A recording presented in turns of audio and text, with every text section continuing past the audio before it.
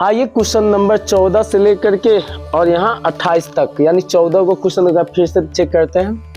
यदि यहाँ पर दिया है कि एक द्विघात बहुपद दिया है तो 1/अल्फा प्लस 1/बीटा, तो इसका होता है -b/c।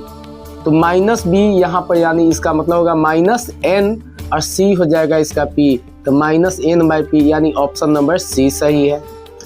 -5 और 0 कहाँ पर होगा, तो अब याद रखिए अगर दोनों दो संख्या दोनों प्लस में तो प्रथम, एक माइनस में एक प्लस में हो तो द्वितीय, दोनों माइनस हो तो तृतीय, और एक प्लस है एक माइनस हो तो वह चतुर्थ। लेकिन यहाँ पर एक 0 ना तो प्लस होता है ना तो माइनस होता है, तो इसका मतलब यह x है और यह y नहीं है, तो इसका मतलब यह कहाँ पर होगा, x अक्ष पर होगा।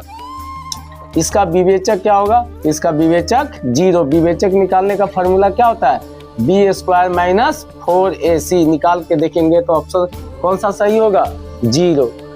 3 बिंदु समरेखी होते हैं कब, जब त्रिभुज का क्षेत्रफल 0 के बराबर होता है तब। यहाँ पर यदि किसी एपी का प्रथम पद a और सारवंतर d हो तो उसका योगफल का फॉर्मूला क्या होगा, option number B, n/2 × 2a + n - 1 × d। 2 tan 30 1 - tan square 30, इसका वैल्यू क्या हो जाएगा, तो 2 tan का मान क्या होता है, तो 2 × 1/√3। यहाँ पर निकालेंगे तो 1 - 1/3 हो जाएगा, क्या कि स्क्वायर है, तो 2 एकम 2/√3, 3 एकम 3, 3 में से घट गया 2, 2/3, 2 से 2 कट गया, सॉरी 2 से 2 कट गया। अब यहाँ √3 से इसको काटेंगे तो 1/√3 यानी 30 डिग्री, सॉरी 1/√3, 3 ऊपर नहीं सॉरी √3 हो जाएगा। ए नंबर। मध्य बिंदु का निर्देशांक क्या होता है, b, x + y/2।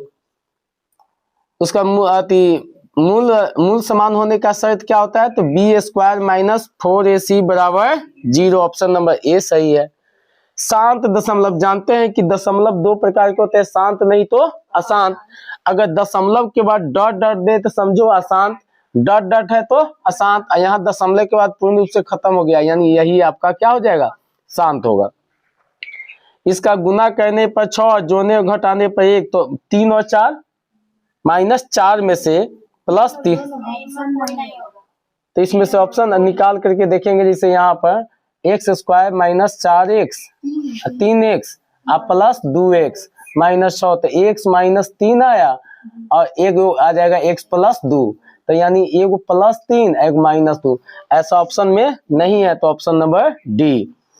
10 से 250 के लिए कितनी दो संख्या होगी, तो 121। ये कैसे बना,